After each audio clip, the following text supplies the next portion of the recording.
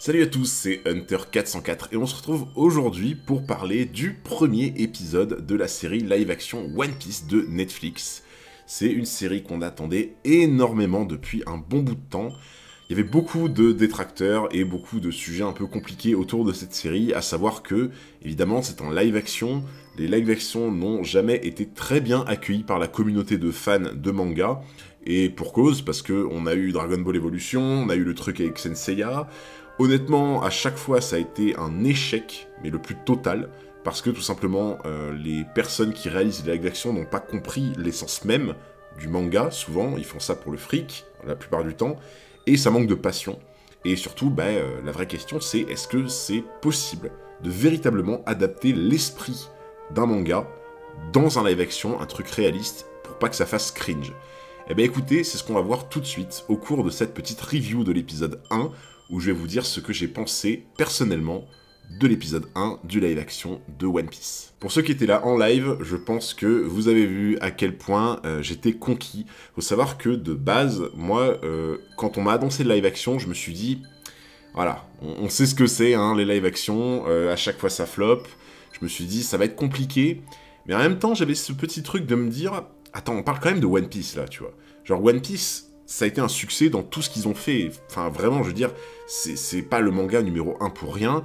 Tu sais que derrière, voilà, Oda, il veille au grain, c'est son petit bébé. Et quand j'ai su que Oda allait vraiment superviser un maximum de choses concernant le live-action, je me suis dit, mais en fait, si derrière, il vérifie tout, c'est le mec le mieux placé au monde pour savoir ce qui va se passer et si ça se passera bien, je me suis dit, ouais, il n'y a pas de raison. Il n'y a juste pas de raison. Et au final, j'ai envie de vous dire, effectivement, le live-action, pour l'instant en tout cas, je trouve que c'est une réussite. Parce que c'était vraiment pas facile, je trouve, d'adapter un univers comme celui de One Piece, qui est un peu cartoonesque, drôle, avec beaucoup de grimaces, beaucoup de trucs qui courent partout, de l'adapter en live-action sans que ça soit un peu cheap. Franchement, c'était un sacré défi, mais honnêtement, je trouve que c'est vraiment incroyable. Parce que l'ambiance qu'on trouve dans le live-action, cette espèce d'ambiance un peu pirate, voilà, un petit peu particulière, en fait, on la ressent énormément, je trouve. Dans le premier épisode de live-action, vraiment, ce délire autour... En fait, j'ai presque envie de dire que c'est un peu comme si on avait pris cette espèce d'ambiance qu'on trouvait dans les films Pirates des Caraïbes qu'on aimait bien, mais qu'on le transcrivait un peu d'une façon légèrement différente avec, du coup, des pouvoirs comme les fruits du démon, etc. Et vraiment, cette sensation de te dire, ouais, je suis en mer, je suis avec mon équipage, je suis en train de faire des trucs de ouf et tout, vraiment, t'as cette même envie d'aventure que quand tu regardes la série animée, et ça, vraiment, je trouve ça super cool. Par contre, moi, vraiment, ce qui m'a bluffé, c'est de me dire, j'avais peur, en fait, qu'en adaptant en live-action One Piece, qu'ils essaient de faire un truc un peu trop copier-coller du manga, et que forcément, ça fasse un peu bizarre, un peu cheap, un peu en mode, tu te dis, ah, ça colle pas, tu vois.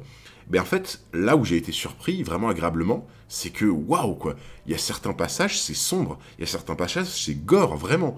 Tu te dis, putain, mais waouh, en fait, ça te rappelle qu'à la base, on est dans un monde de pirates, en fait.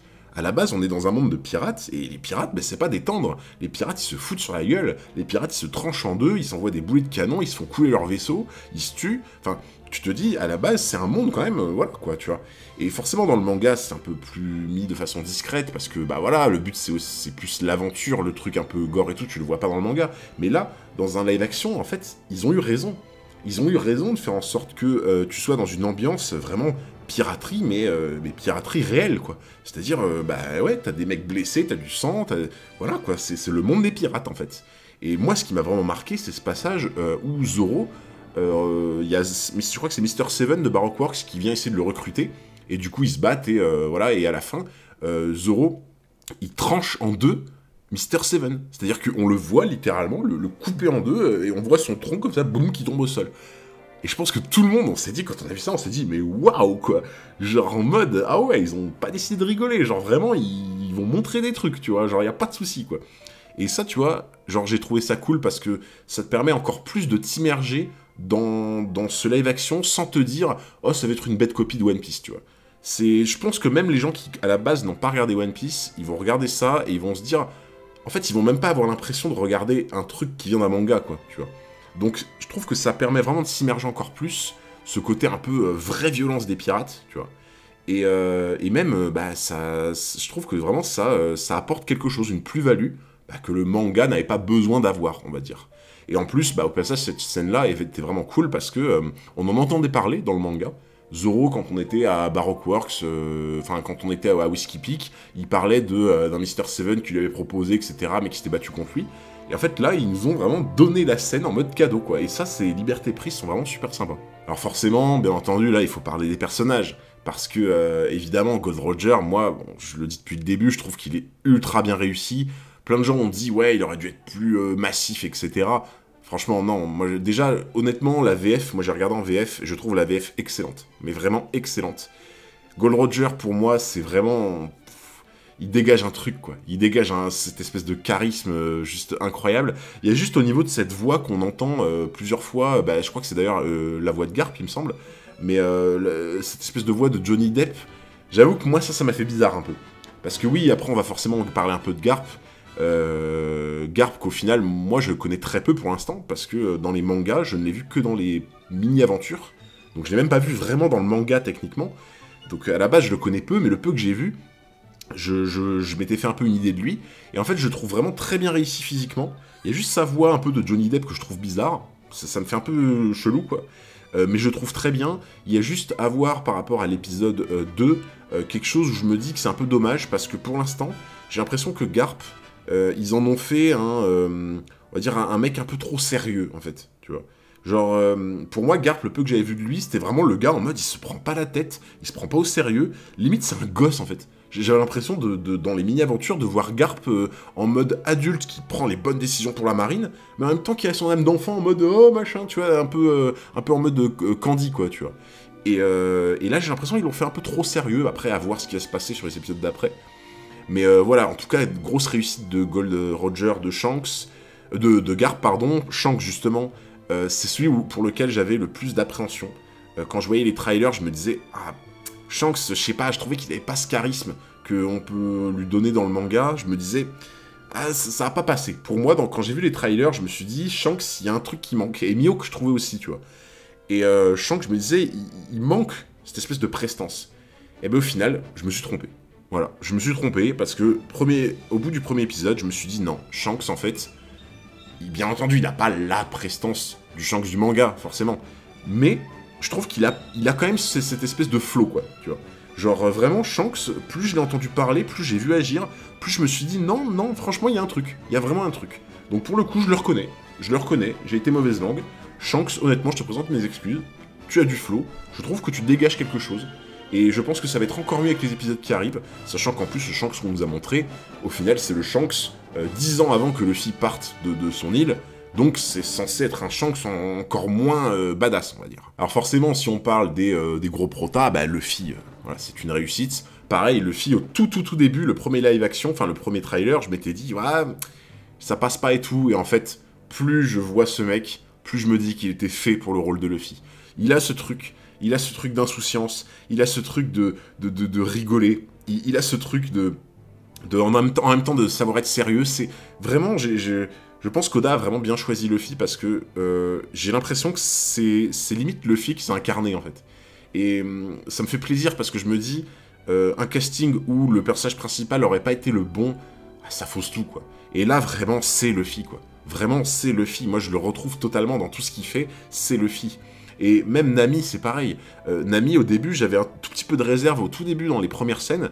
Et en fait, non, c'est la Nami espiègle qu'on aime. C'est la Nami qui va tout le temps rouler les autres, qui va toujours trouver une petite astuce pour voler des clés, pour faire ci, pour faire ça, pour se débrouiller. Vraiment, on retrouve totalement l'esprit de chaque personnage dans les Mugiwara. C'est ultra plaisant. C'est-à-dire que, en fait, les live-action, à chaque fois, on a été habitué à ce que on étire violemment les personnages qu'on aime, en mode, Dragon Ball Evolution en est la preuve. Quand tu vois le Goku Dragon Ball Evolution, tu as mal à ton Goku, en fait, tu vois. T'es là en mode, oh putain, mais qu'est-ce qu'ils t'ont fait, quoi. Et là, non, c'est un hommage, franchement, pour l'instant, c'est une réussite. Les personnages sont ultra bien choisis. Mais si maintenant, en plus, on parle de Zoro, je veux dire, pour moi, Zoro, on en a parlé avec le chat pendant le live, c'est l'épisode de Zoro. L'épisode 1, c'est même pas l'épisode de Luffy. C'est d'ailleurs même un des seuls défauts de l'épisode. l'épisode 1, c'est pas l'épisode de Luffy, c'est l'épisode de Zoro. Genre en mode Zoro, si tu penses à l'épisode 1, tu penses à Zoro. Les combats qu'il fait sont incroyables, le flow de l'acteur de Zoro est incroyable, c'est totalement lui, dans toute sa façon d'être. Et surtout que, je veux dire, en fait, c'est quelque chose que j'ai ressenti, et les viewers, on en a parlé, et ils étaient d'accord avec moi. Dans l'épisode 1, à la fin du combat contre Morgan, eh ben, t'as limite l'impression qu'en fait, Zoro, il met une tempête à tout le monde en termes de puissance de combat. C'est-à-dire qu'on était tous là, sur le live, en mode... Putain, mais ouais, de fou, j'ai trop cette sensation. Genre en mode, tu regardais le combat contre Morgan, t'avais l'impression que Zoro était plus puissant que tout le monde. T'avais l'impression que Zoro était plus puissant que Luffy. Genre Luffy, tu sentais moins cet impact en fait dans le combat. T'avais l'impression qu'il galérait presque contre Morgan en fait. Et genre Zoro, tu te dis mais waouh, quoi, tu sentais l'impact, tu sentais vraiment tu sentais que ce mec-là, limite, c'était presque le capitaine en fait. Et c'est pour ça que je dis que c'est presque un genre de défaut parce que Zoro, dans le combat en tout cas, et même dans l'épisode, il a presque un peu éclipsé Luffy dans un sens. Genre, il pesait tellement psychologiquement dans l'épisode et au niveau de sa force de combat, au niveau de son habileté à l'épée, il pesait tellement que, en fait, limite, il était tellement bon sur l'épisode que, limite, il lui a volé la vedette, en fait. Enfin, c'est ce qu'on a trouvé avec le live à ce moment-là. Donc, c'est pas vraiment un défaut, mais c'est ce qu'on pourrait, entre guillemets, redire. Après, forcément, Kobe, Kobe, en fait, c'est... Kobe, t'as l'impression que le Kobe du live-action ressemble plus à Kobe du manga que le Kobe du manga lui-même, en fait. Le Kobe du live-action, limite, c'est le Kobe originel, en fait. Tu pouvais pas faire mieux en apparence, tu vois. Limite, c'est presque trop, en fait, tu vois. Mais incroyable, moi, Kobe, je l'ai trouvé génial. Genre, vraiment, tu sens une vraie profondeur dans son personnage, un vrai désir de justice. C'est totalement le Kobe qu'on a connu. Même, je trouve que... Je trouve même, franchement, vous avez peut-être trouvé ça dur, mais je trouve même que le personnage, enfin, l'acteur qui joue Kobe, il a sublimé le rôle de Kobe dans les premiers épisodes. Genre, vraiment, il l'a rendu encore plus intéressant que ne l'était Kobe dans le manga. Alors, je sais pas si vous serez d'accord, mais moi, je trouve vraiment qu'il lui a apporté ce truc en plus. Et c'est tout à son honneur à l'acteur. Alvida, forcément, bon, elle apparaît pas beaucoup, mais pour le coup, c'est littéralement la Alvida qu'on a connue. Tu pouvais pas faire mieux, encore une fois. Hermep, c'est le truc que j'ai trouvé dingue, parce que Hermep, je sais pas vous, mais je l'ai trouvé putain de stylé. Genre, alors ok, c'est un Drago Malfoy sur pattes, c'est-à-dire que dans l'attitude, dans la tête, les cheveux, dans la tête, l'attitude, c'est Drago Malfoy. Et en fait, il a pris les cheveux de Lucius Malfoy. Il a pris les cheveux du père. Donc en fait, c'est le mélange Lucius-Drago Malfoy. Et je l'ai trouvé ultra stylé. Bon, voilà, il était un peu sale gamin, etc. Mais il était ultra stylé physiquement. Et après, ce qui m'a fait très rire, c'est plus tard, quand on voit, quand il a les cheveux coupés, etc., que tu te dis, ah, c'est Zoro qui lui a fait ça, c'est marrant. Mais franchement, le personnage est vraiment détestable, comme on aime, donc c'est totalement Hermep. Même si je l'ai trouvé beaucoup plus stylé que dans le manga.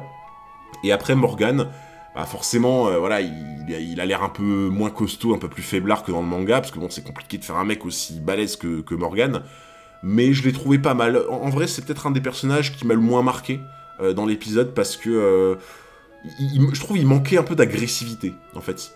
Je l'ai trouvé beaucoup plus sage, beaucoup plus réfléchi, beaucoup plus posé dans le live-action que dans le manga. Dans le manga, j'avais vraiment l'impression que voilà, Morgan, limite, tu lui dis un truc de travers, il t'envoie sa hache dans la tronche, quoi. Et je l'ai trouvé un peu moins virulent, et ouais, j'ai trouvé ça un peu dommage, dans l'idée. Moi, je m'étais fait une idée de Morgan en mode, c'est un barbare sanguinaire, entre guillemets, qui, malheureusement, est colonel, tu vois. Mais vraiment, les personnages, de manière générale, sont super. Forcément, j'en ai un peu parlé avant, mais les combats, juste, c'est un truc de fou. Les combats, moi je m'attendais à de la 3D un peu dégueulasse pour Luffy avec le côté élastique, des chorégraphies un peu bidons et tout, mais franchement non, les combats sont incroyables, les combats vraiment ils te mettent dans l'ambiance, ils te plongent là-dedans, les effets avec Luffy sur le côté élastique, les coups qu'il donne sont géniaux, les bruitages sont parfaits, juste ce qu'il faut sans en faire trop, ça donne vraiment une sensation réaliste et je trouve ça génial, vraiment. Au niveau des combats et des effets spéciaux, j'ai vraiment rien à redire, c'est même peut-être une des plus grosses réussites de l'épisode. Et surtout, le truc que j'ai trouvé génial, qu'ils ont changé dans l'épisode 1, c'est le fait d'avoir vraiment fait un flashback qui soit dilué sur les épisodes. C'est-à-dire que ceux qui ont vu l'animé, ils ont vu le flashback, je crois, il me semble, en une fois plus tard, donc après les épisodes du début, etc. Et pour ceux qui, comme moi, ont vu le manga, bah, en fait, ça commence vraiment par le flashback. C'est-à-dire qu'il y a tout le flashback, et après, tu vois vraiment Luffy qui part, etc., pour faire son équipage. Et là, j'ai trouvé ça génial. L'idée est super bonne. Franchement, GG au mec qui a eu l'idée pour le live action, de faire un flashback un peu dilué, comme ça, sur les épisodes qui arrivent, parce qu'en gros, ça donne un côté très fluide. C'est-à-dire que vu que de base, ils ont synthétisé énormément ce qui se passe dans One Piece, parce que forcément, il faut que ça rentre dans 8 épisodes, ils ont énormément synthétisé ce qui se passe, et en fait, de base, bah, ce qui est génial, c'est que vu qu'ils ont synthétisé, mais qu'ils n'ont pas trop compressé les infos, les trucs, qu'ils ont gardé l'essentiel, eh ben, c'est ultra fluide. C'est-à-dire que vraiment, en un épisode d'une heure, t'as fait je sais pas combien de chapitres ou d'épisodes, mais t'as globalement tout compris ce qui devait se passer, ce que tu veux entendre en fait. C'est-à-dire qu'ils ont vraiment réussi l'exploit de tout bien comprimer, mais que ça soit fluide, et que t'aies toutes les infos dont t'as besoin. Et ça, je trouve ça vraiment génial, et entre autres, bah, ce qui a donné lieu à ça, c'est l'idée de faire un flashback qui soit dilué. Parce que d'avoir un peu de chaque morceau qui se reconstitue comme ça, au bon moment, quand tu vois bah, Luffy qui est jeune, qui prend le fruit, qui le mange, je sens que c'est après plus tard qu'il se fait attaquer par le serpent, enfin le monstre marin, vraiment le fait que ça soit dilué, ça donne un côté très fluide et très intéressant. J'y aurais jamais pensé, pour le coup, mais honnêtement, super idée. Et ça, justement, bah, ça permet de se focaliser aussi sur le fait que bah, y a beaucoup de libertés qui ont été prises sur le scénario, mine de rien, et plein de libertés, plein de petits trucs super intéressants. On a tout à l'heure parlé de Zoro avec Mr. Seven, etc., qui était super cool à mettre en place, et il y a eu plein de petites libertés, de trucs différents, et au final, quand j'ai commencé à voir ça, je me suis dit, oh putain, un peu bizarre et tout. Par exemple, le fait qu'on voit Nami directement en même temps que Zoro et Luffy, qu'en fait ils se rencontrent au final dans la base de Morgane, alors techniquement ça n'a pas de sens dans le manga, etc., mais non, en fait, ils ont bien agencé tout ça. Ils ont vraiment fait en sorte que, bah, ok, on a réuni un peu les personnages plus tôt, mais on a donné un sens aussi à tout ça, parce que, bah, au final, oui, Nami, elle s'est rendue dans le repère de la marine pour voler une carte de Grand Line, et en fait, tout coïncide un petit peu comme ça. Donc, ils ont pris le pari de réunir tout le monde sur la base de Morgane, et au final, bah, il s'avère que c'est super cool, c'est super fluide, et même si c'est différent du manga, on est tous là en mode « Ah ouais, bah franchement, ça passe crème ». Et pour finir sur cet épisode, bah, les OST, quoi. Les OST, franchement, bah, hyper bien choisis, ça te fait penser aux pirates, t'es immergé complètement dans le domaine de la piraterie, les OST de combat te mettent dans l'ambiance, tout est bien en fait. Les OST collent parfaitement, elles sont pas trop invasives, en même temps tu les sens un petit peu derrière, ça te donne cette espèce d'ambiance un peu piraterie. Non, pour moi, vraiment, les OST sont juste parfaites. Donc voilà, si j'ai un petit bilan à faire sur cet épisode 1, ben vraiment, c'était super cool. J'ai pas vu le temps passer, l'heure est passée super vite. Avec le chat, on était conquis, et vraiment, je me dis, c'est incroyable, en tout cas pour l'instant, sur cet épisode, d'avoir réussi à briser la malédiction des live-action, et à proposer quelque chose qui, ben, au final, respecte totalement l'univers de Oda, de One Piece, qui vraiment fasse ben, un hommage, presque, à la qualité de One Piece, mais tout en ayant ses propres codes, ses codes de série, ses codes du monde réel, entre guillemets, pour que ça soit pas cheap, que ça soit pas cringe, que ça permette à tout le monde de le découvrir sans que des gens qui n'aiment pas les mangas soient rebutés. Et franchement, bah, c'est un pari pour l'instant qui est totalement tenu. Et bah, on peut leur souhaiter que bonne chance pour la suite. Dans tous les cas, j'espère que cette petite review vous a plu. Merci à vous en tout cas de me suivre énormément sur les streams, ça me fait super plaisir. On aura bientôt les autres reviews qui vont arriver sur la chaîne, donc je compte sur vous pour liker, partager la vidéo un maximum et à vous abonner si c'est pas déjà fait. Dans tous les cas, je vous dis à très bientôt pour de futures vidéos.